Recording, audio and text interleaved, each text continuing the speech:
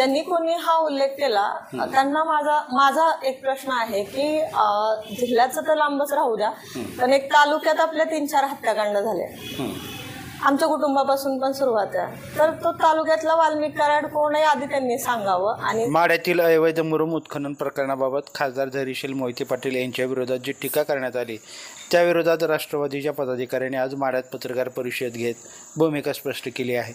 यावेळी सोलापूर जिल्हा राष्ट्रवादी युवती काँग्रेसचे जिल्हाध्यक्ष विनंतीताई कुलकर्णी, राष्ट्रवादी काँग्रेस पक्षाचे जिल्हा उपाध्यक्ष रामकाका मस्के, माजी जिल्हा परिषद सदस्य आनंदाप्पा कानडे, वाकागावचे ग्रामपंचायत सदस्य भारतदादा खंडागळे, सहकार महर्षी शंकरराव मोहिते पाटील सहकारी साखर कारखान्याचे संचालक गोविंदभाऊ पवार, माढा तालुका राष्ट्रवादी ओबीसी सेलचे तालुका अध्यक्ष अण्णासाहेब माने, माढा तालुका युवक काँग्रेसचे तालुका अध्यक्ष समाधान अनपट, माढा तालुका विद्यार्थी संघटनेचे तालुका अध्यक्ष सत्यवान लटके, आलेगावचे सरपंच सतीश केचे, माणेगावचे ग्रामपंचायत सदस्य शीतल जोकार, प्रकाश चोपडे, राजकुमार मोहिते, रानवा कदम, डॉक्टर अक्षय मोहिते, अभिजित साळुंके, पांडुरंग मुकणे, माऊली कदम, आलोक कदम, नरेश कदम आदी मान्यवर उपस्थित होते। काय भूमिका घेतली आणि काय या प्रकरणाबाबत त्यांनी आपले मत व्यक्त केले ते पाहूयात। नमस्कार, तुम्ही पाहताय लाईव्ह महाराष्ट्र 2 न्यूज आणि सध्या आपण माढ्यात उपस्थित आहोत। खरं तर कुरडूचं जे उत्खनन प्रकरण आहे त्यावरून सध्या राजकीय जो कलगीतुरा आहे तो प्रचंड मोठ्या प्रमाणात रंगलेला आपल्याला सध्या तरी दिसतोय। खास करून खासदार धैर्यशील मोहिते पाटील यांच्यावरती टीकास्त्र केलं जातं या प्रकरणावरून। मात्र खासदार धैर्यशील मोहिते पाटील यांची भूमिका जरी कायद्याच्या दृष्टिकोनातून व्यवस्थित योग्य असली तरीसुद्धा आज या ठिकाणी कुरडूसारख्या ग्रामीण भागातून त्यांच्यावरती वाक्यावरती टीकास्त्र सोडलं जातं आहे। आणि त्याच अनुषंगानं आज माढ्यात राष्ट्रवादी शरद पवार गटाचे जे युवकचे कार्यकर्ते आहेत त्यांची आज पत्रकार परिषद या ठिकाणी संपन्न झालेली आहे। आज जे मुद्दे या ठिकाणी उपस्थित झालेले आहेत त्या संदर्भात आपण चर्चा करणार आहोत। आपल्यासोबत सोलापूर जिल्हा राष्ट्रवादीच्या महिला जिल्हाध्यक्षा विनंतीताई कुलकर्णी असणार आहेत। आपण त्यांच्याकडनं या सगळ्या प्रकाराबाबत त्यांचं काय मत आहे ते आपण जाणून घेणार आहोत। ताई, स्वागत आहे तुमचं लाईव्ह महाराष्ट्र 2 न्यूजमध्ये। काय सांगाल, आता कुरडूसारख्या गावामध्ये हा सगळा प्रकार सुरू झाला आहे आणि मग खासदार धैर्यशील मोहिते पाटील यांच्यावरती एकीकडे टीका होते, नेमकं याकडे कसं पाहताय आणि आपली भूमिका काय असणार आहे? आता आपण पाहतोय की कुरडूमध्ये अवैध मुरुम उत्खनन प्रकार चालू होता, त्याच्यावर कारवाई करण्यासाठी एक महिला अधिकारी तिथे आला असता त्यांच्याबरोबर जो प्रकार घडला तो आपण प्रसार माध्यमांनी अख्ख्या महाराष्ट्राला माहिती आहे। त्याचा सर्वप्रथम मी इथे निषेध करते की एखादी महिला अधिकारी जर एखादं तिचं कर्तव्य पार पाडण्यासाठी एखाद्या गावात येत असेल तर आपली ती संस्कृती नाही ज्या पद्धतीने आपण त्यांच्याशी वागलोय त्याचा सर्वप्रथम निषेध करते। जर अधिकाऱ्यांना असं आपण टाळायला लागलो तर ते कारवाई कसं करणार? आणि दुसरी गोष्ट, खासदार साहेबांवर खूप खालच्या भाषेत टीकास्त्र लोक करतात आहे। तसं पाहिलं तर खासदार साहेबांनी अवैध मुरुम उत्खननावर आरोप केलेत जे बेकायदेशीर आहे। त्यांनी कोणत्याही पर्टिक्युलर कुरडू गावाला नाही किंवा त्यातल्या कोणा लोकांची नावं घेतलेली नाही। जे अवैध मुरुम उत्खनन करतात त्यांच्यावर त्यांनी कारवाईची मागणी केलेली आहे आणि असे प्रकार बऱ्याच ठिकाणी घडतात याचाही उल्लेख त्यांनी केलेला आहे। त्यामुळे ते काही लोक त्यात जाणीवपूर्वक राजकारण आणत आहेत आणि त्याचा वैयक्तिक संबंध जोडत आहेत। तसं पाहिलं तर खासदार साहेबांनी सुरुवातीलाच वन क्षेत्रपालांचा अहवाल आल्यानंतर ते सर्व कागदोपत्री बघून त्याच्यावरती वन विभागाची जागा असल्यामुळे सरकारच्या बाजूने त्या जागेत उत्खनन अवैध चालू आहे म्हणून ते आरोप केलेत किंवा कोणत्याही खाजगी जागेसाठी किंवा कोणासाठी खासदार साहेबांनी ते आरोप केलेले नाहीयेत। त्यामुळे डायरेक्ट खासदार साहेबांवर त्याची प्रतिक्रिया देणे उलट ते आपल्या लोकांच्या किंवा वन विभागाच्या म्हणजे सरकारी मालमत्तेवर जे काही लोक जाणीवपूर्वक म्हटलं तरी चालेल, कारण अशी कितीतरी उदाहरणं तुम्हाला पाहता येतील माढा तालुक्यामध्ये की तिथं अवैध उत्खनन चालू आहे आणि ह्याच सगळ्या लोकांचे धागे दोरे आहेत हे तुम्हाला परिचित आहेच। त्यामुळे जाणीवपूर्वक कोणतरी आवाज उठवत आहे म्हणून त्याच्यावर खालच्या भाषेत टीका करणं योग्य नाही। आणि एवढं मोठं नामांकित कुटुंब ज्याचं एवढं मोठं नावलौकिक आहे त्यांच्यावर बोललं तर आपली काहीतरी चर्चा होईल समाजात, हाच बालिश हट्ट ह्यातून दिसतं। याच्या पलीकडे काहीच वाटत नाही त्याचा नाही। खरं तर सोलापूर जिल्ह्याची राजकीय संस्कृती अशी नाही की इतक्या खालच्या पातळीवरती टीका कोणावरती आजपर्यंत केलेली नाही। मात्र सरळ बीडच्या प्रकरणाशी म्हणजे वाल्मिक कराड असं धैर्यशील मोहिते पाटील यांना संभवलं जातंय।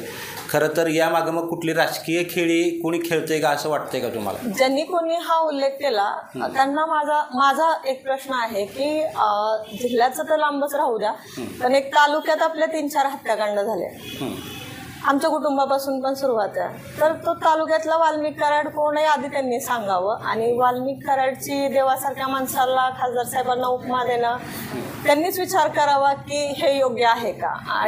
जर त्यांच्या आरोपात तथ्य असतं तर ते पुराव्याशी बोलले असते, काहीही बोलतील. याला कोणतेही ते म्हटले म्हणून कोणी तसं सिद्ध होत नाही. आणि त्याच्यावर शब्दसुद्धा न बोलणे, खासदार साहेबांनी त्याच्यावर एक शब्दसुद्धा प्रतिक्रिया दिली नाही. ते कायदेशीर भाषेत उत्तर देऊ एवढंच सांगितलं, यातच त्यांचा मोठेपणा दिसून येतोय. मग ते अवैध मुरुम उत्खनन असेल कुर्डूसारख्या भागातलं, आता प्रशासकीय अहवालसुद्धा मोठ्या प्रमाणात आलेत. 100-150 ट्रिपर काय असतील ते, आणि लाखो रुपयाचं मुरुम उत्खनन झालंय म्हणून हा सगळा प्रश्न डायव्हर्ट करण्याचा प्रयत्न या माध्यमातून केला जातोय का? हो, 100%. ह्या विषयाला राजकीय स्वरूप देण्याचा प्रयत्न केला जात आहे. मूळ मुद्दा बाजूलाच राहतोय. सुरुवात कुठून झाली? एक IPS अधिकाऱ्यावर IPS अधिकाऱ्यांनी केलेल्या कारवाईला ज्या प्रकारे जो व्हिडिओ प्रसार माध्यमांना मिळाला त्यातून सुरुवात झाली. त्याची बाजू त्या अधिकाऱ्याला प्रोटेक्ट करण्यासाठी किंवा एक लोकप्रतिनिधी म्हणून एखाद्या शासकीय कामाला जर ते कायदेशीररित्या काम होतं, त्याच्यात जर अडथळा कोण काही ठराविक लोक आणत असतील तर कुठेही खासदार साहेबांनी गावाचा उल्लेख केलेला नाहीये, एक ठराविक लोकांचा, आणि त्यात पण कोणाची नावं घेतलेली नाहीत. तर ठराविकच लोक का पुढे येत आहेत हा सुद्धा प्रश्न आहे. सध्या माड्यात अवैध मुरुम उत्खननावरून राजकीय आता जो वार आहे तो सध्या प्रचंड मोठ्या प्रमाणात सुरू आहे. आता माड्यातली ही पत्रकार परिषद आणि माड्यातलं कुर्डूतलं हे प्रकरण, याकडे आता तुम्ही कशा दृष्टिकोनातून पाहताय की आता पक्ष म्हणून किंवा पदाधिकारी म्हणून तुम्ही भविष्यात या सगळ्या अवैध गोष्टी विरोधात काय भूमिका घेणार आहात का पुढं? सगळ्यात पहिल्यांदा महत्त्वाचं मला सांगायचं आहे की अवैध मुरुम जे उत्खनन झालं त्याचा विषय डायव्हर्ट होतोय. खऱ्या अर्थानं हा धैर्यशील मोहिते पाटील यांच्यावरती टीका टिप्पणी केल्यानंतर याला राजकीय वळण देण्याचा प्रयत्न केला जातोय. तसं पाहिलं तर मोहिते पाटील घराणं हे ब्रँड आहे आणि खऱ्या अर्थानं हे जिल्ह्यासाठी काम करते, राज्यासाठी काम करते. गेल्या अनेक भाषणामध्ये आपण भैयासाहेबांच्या बघितलं असेल, हा जिल्हा तुमचा आणि माझा आहे असं भैयासाहेब वारंवार म्हणतात. मग कुर्डू हे भैयासाहेबांच्या मतदारसंघातलंच एक गाव आहे आणि काही मंडळी व्हॉट्सअपवर म्हणतात की बाबा त्या कुर्डूने लोकसभेच्या निवडणुकीच्या वेळेला बहिष्कार टाकला होता म्हणून टार्गेट केलं जाते.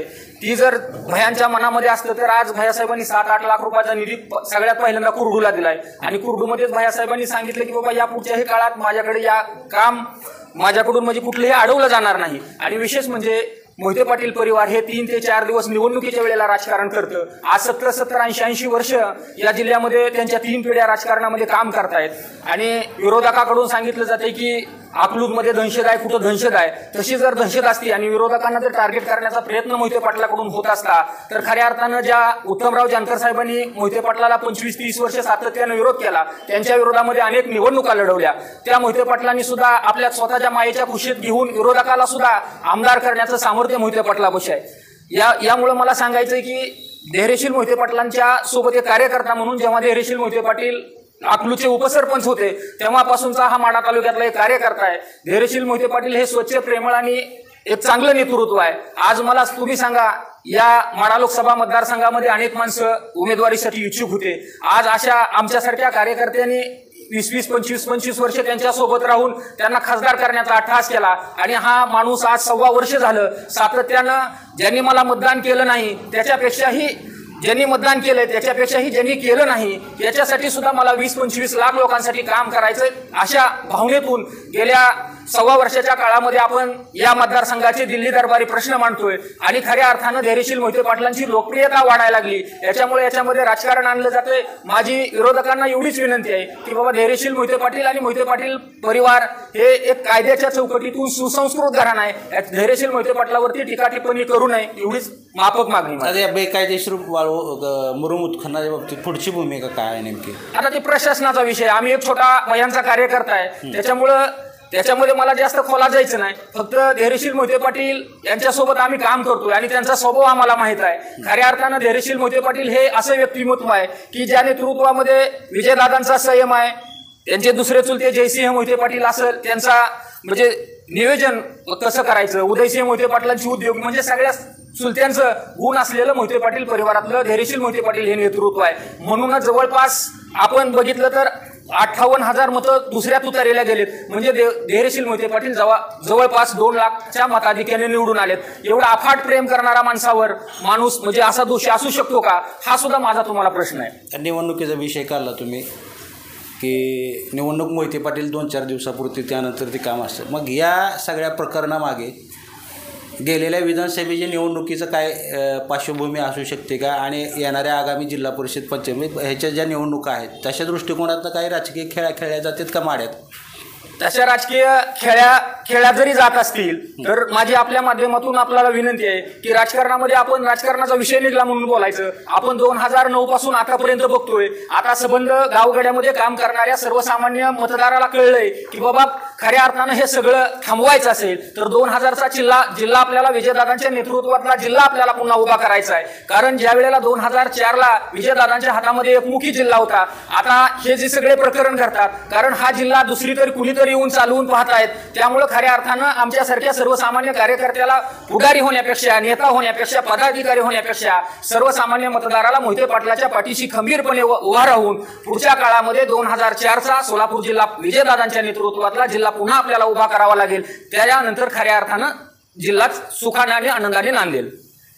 तर कुर्डूतल्या या अवैध मुरुम उत्खनन प्रकरणावरून जी खासदार धैर्यशील मोहिते पाटील यांच्यावरती टीका केली जाते, त्या टीकेच्या संदर्भात या पदाधिकाऱ्यांनी आपल्या भावना व्यक्त केलेल्या आहेत. आणि इथून पुढच्या काळात देखील अशा प्रकारे जी खालच्या पातळीवरती टीका होते त्या टीकेचं समर्थन आम्ही करणार नाही. त्या उलट जर परिस्थिती आलीच तर आम्ही त्यास जसं उत्तर देऊ असं देखील ते सांगतायत. लाईव्ह महाराष्ट्र झोन न्यूजसाठी रमेश शिरसट, माढा.